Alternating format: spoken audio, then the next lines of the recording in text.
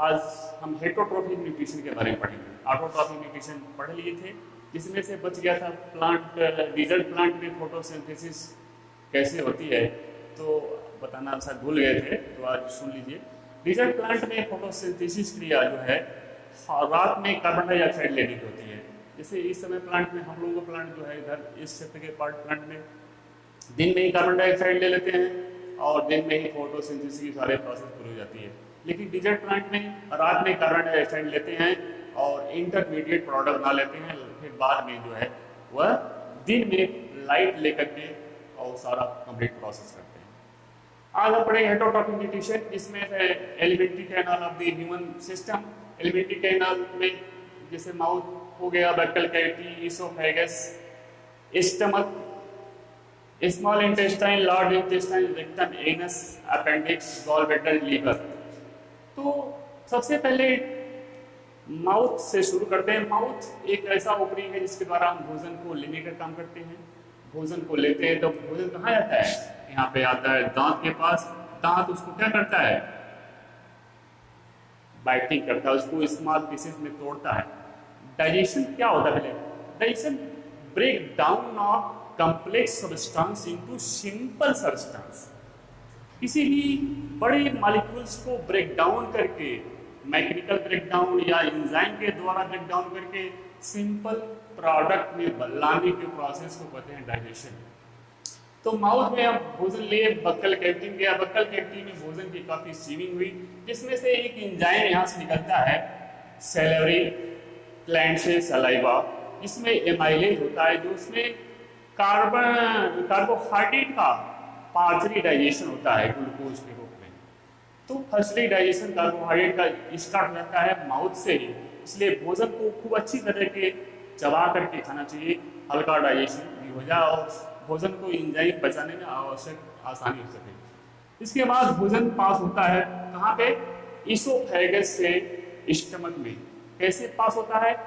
एक मूवमेंट होता है, पेरिस्टैल्टिक मूवमेंट के द्वारा ऐसे ऐसे ऐसे करके भोजन को इसोफेगस पास करता है। इसोफेगस में न कोई एंजाइम है न कोई ग्लैंड है, केवल यह भोजन को पास करती है। कहाँ हो जाती है? स्टमक। फूड स्टमक में आ गया। यहाँ पे क्या होता है? गैस्ट्रिक जूस का सिक्रीशन होता है। गैस्ट्रिक जूस, गैस्ट्रिक जूस में कौन कौन से पदार्थ होते हैं? पहला HCl, second pepsin, third mucus. HCl, pepsin और म्यूकस का सिक्रेशन होता है गैस्ट्रिक जूस। HCl क्या करता है? फूड को, यहाँ पे मीडियम को एसिडिक बनाता है। जो भी फूड के साथ जो भी बैक्टीरिया आया हुआ है वह HCl उसको किल करने का काम करता है और एसिडिक फॉर्म में कन्वर्ट करता है भोजन को। एसिडिक फॉर्म में होगा तो यह पेप्सिनोजिन हमेशा यहाँ पड़ा रहता है इनएक्टिव फॉर्म में। वह एसिडिक होने पर, HCl के सिक्रीशन होने पर यह पेप्सिनोजिन पेप्सिन के रूप में कन्वर्ट हो जाता है। पेप्सिन एक एंजाइम होती है जो प्रोटीन को ब्रेक डाउन करती है। पेप्सिन प्रोटीन का पाचन करती है। म्यूकस का क्या काम है? म्यूकस का काम है इस कैनाल को, यह पार्ट को प्रोटेक्ट करने का। म्यूकस नहीं होगा तो यह जो सिस्टम है हमारा वो डाइजेस्ट हो जाएगा, एलिमेंट्री कैनाल भी डाइजेस्ट हो जाएगा। एंजाइम का सिक्रीशन होने से एलिमेंट्री कैनाल का पार्ट डाइजेस्ट हो जाता है। तो यह म्यूकस कोटिंग का काम करता है। कोई वो एक लेयर बना कर रखता है जिसके कारण से हमारे एलिमेंट्री कैनाल पर कोई प्रभाव न पड़े। जैसे आदमी मीट खाता है, मांस खाता है, मांस तो डाइजेस्ट हो जाता है लेकिन हमारा पेट, एलिमेंट्री कैनाल डाइजेस्ट नहीं होता। यह प्रोटेक्शन का काम करता है। म्यूकस क्या करता है? प्रोटेक्शन का काम करता है। भोजन की यहाँ पे चर्नी होती है। चर्नी होने के बाद भोजन यहाँ पे इकट्ठा रहता है, कुछ देर बाद फिर धीरे धीरे रिलीज होता है। यहाँ पे वाल्व लगे होते हैं, इस वाल्व से धीरे धीरे फूड रिलीज होता है। यहीं पे देखिए एक नली लगी हुई है जो कि लीवर से अटैच है, इसमें गॉल ब्लैडर है, इसमें बाइल साल्ट लीवर से क्या निकलता है? लीवर से बाइल, साल्ट और बाइल जूस।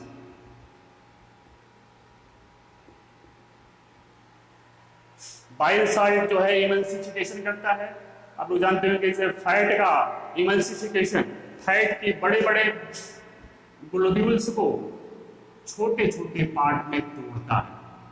जो बड़े बड़े ग्लोब्यूल्स हैं उसको ब्रेक डाउन करता है छोटे छोटे पार्ट में, बाइल साल्ट करता है। जैसे आपने फैट ज़्यादा खा लिया, उसका डाइजेशन नहीं हो पाने के कारण आपका लीवर कमजोर है, तो लीवर को सही रखता है बाइल साल्ट, जो कि बड़े बड़े फैट के ग्लोब्यूल्स को, बुलबुले को इमल्सिफिकेशन करता है, छोटे छोटे पार्ट में कर देता है। और बाइल जूस क्या करता है? यह बाइल जूस जो है इनएक्टिव फॉर्म में बाइल जूस भोजन को एसिडिक फॉर्म में कन्वर्ट करता है। भोजन को एसिडिक एल्कलाइन फॉर्म में, यहाँ पे एसिडिक फॉर्म में है, एसिडिक का सिक्रेशन हुआ, एसिडिक फॉर्म हुआ, तो बाइल जूस उसको एल्कलाइन फॉर्म में, एल्कली के फॉर्म में कन्वर्ट करता है। अब यहाँ फूड किस फॉर्म में आ गया? यहाँ पे एल्कलाइन फॉर्म, बेस फॉर्म में, बेसिक फॉर्म में भोजन हो गया। अब बेसिक फॉर्म हो गया तो यहाँ पे सारे जो एंजाइम है एक्टिवेट रहते हैं, जैसे ट्रिप्सिन, पैंक्रियाज से ट्रिप्सिन नामक एंजाइम सिक्रेशन होता है, जैसे पेप्सिन प्रोटीन को पचाने का, उसी तरह से ट्रिप्सिन भी है जो कि प्रोटीन का डाइजेशन करती है। प्रोटीन का डाइजेशन पूरी तरह से कंप्लीट नहीं हो पाता है, प्रोटीन का डाइजेशन बहुत देर तक होता है, तो ट्रिप्सिन यहाँ पे सिक्रेट होगा, ट्रिप्सिन भी प्रोटीन का डाइजेशन करता है। फूड पास होता है स्मॉल इंटेस्टाइन में, यहाँ पे स्मॉल इंटेस्टाइन में फूड का पूरी तरह से डाइजेशन होता है कंप्लीट, और यह पास हो जाता है लार्ज इंटेस्टाइन में।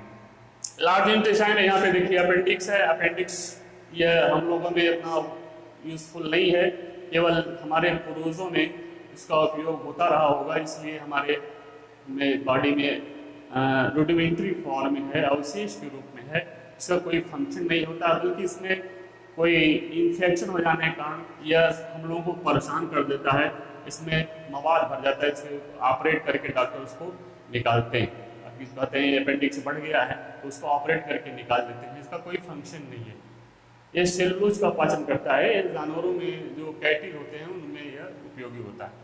भोजन का ट्रांसफर हुआ लार्ज इंटेस्टाइन में, लार्ज इंटेस्टाइन से यह जो इजेशन के द्वारा जो भी एक्सक्रीटरी मटेरियल है वह बाहर निकल जाता है।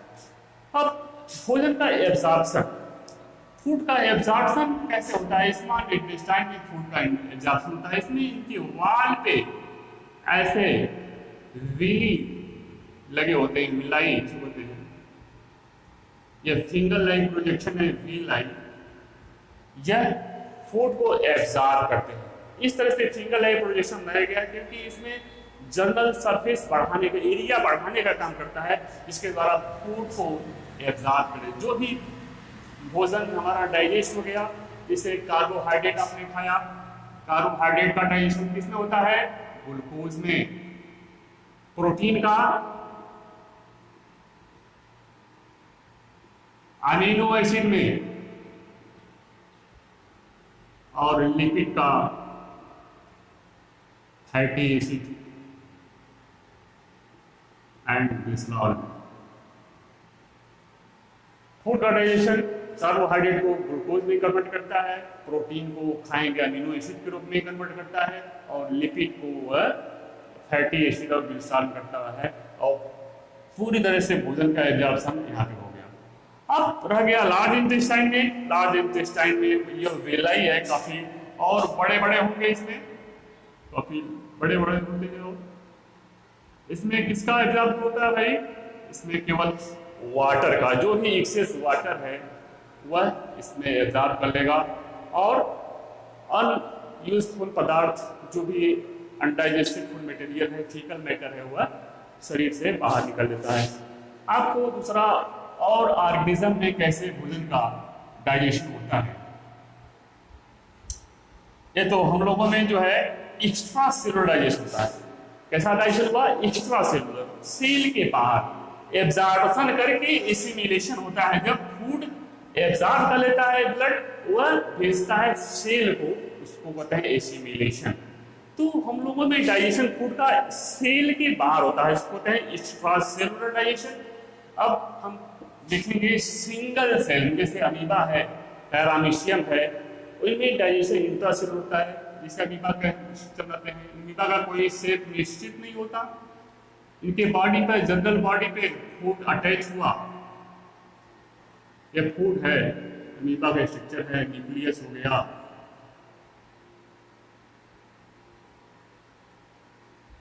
अब फंक्शन तो क्या करता है, इनगल्फ कर लेता है, सीटोपोडिया बना करके अमीबा इसमें इसको कवर कर लेता है। भोजन तो क्या करता है, ये सीटोपोडिया हो गया।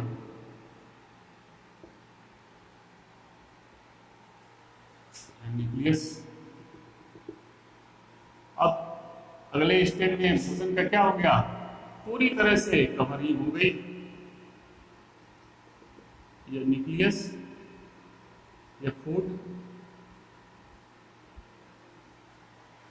की पूरी तरह से कवर कर लिया, बॉडी के अंदर ले लिया। फिर इसमें अंदर ही अंदर डाइजेशन हो गया। डाइजेशन होने के बाद भोजन को किसी बॉडी सरफेस से यह बैकबोन्स आ जाता है, अटैच हो जाता है और अनडाइजेस्टेड फूड मटेरियल को बाहर छोड़ देता है। यह प्रोसेस है यूनिसेलुलर सिंगल सेल अमीबा में डाइजेशन होना।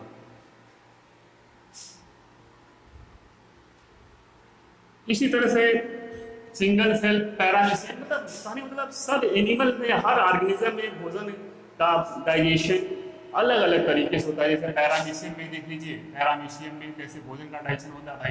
पैरामीशियम में इस तरह से एक सीलिया द्वारा होता है, सीलिया के द्वारा फूड जो होता है वाटर करंट के थ्रू एक निश्चित स्थान से आता है और यहाँ पे बैकबोन्स बन जाता है। यह बैकबोन्स फिर कट ऑफ होकर के बॉडी में घूमता रहता है और ये डाइजेस्ट हो जाता है। डाइजेशन होने के बाद यहाँ पे आकर के यह अनडाइजेस्टेड फूड मटेरियल को बाहर छोड़ देता है। तो इस तरह से इनमें यह डाइजेस्टिव सिस्टम पैरामीशियम अलग तरह से है, अमीबा में अलग तरह से है। हर ऑर्गेनिज्म में कुछ न कुछ डिफरेंस है। तो यह आपको यूनिसेलुलर डाइजेशन हुआ। यूनिसेलुलर पैरामीशियम अमीबा में इंट्रासेलुलर डाइजेशन होता है और ह्यूमन बींग्स में एक्स्ट्रा सेलुलर डाइजेशन होता है। तो थैंक्स, आपका यह न्यूट्रिशन चैप्टर जो है समाप्त होता है।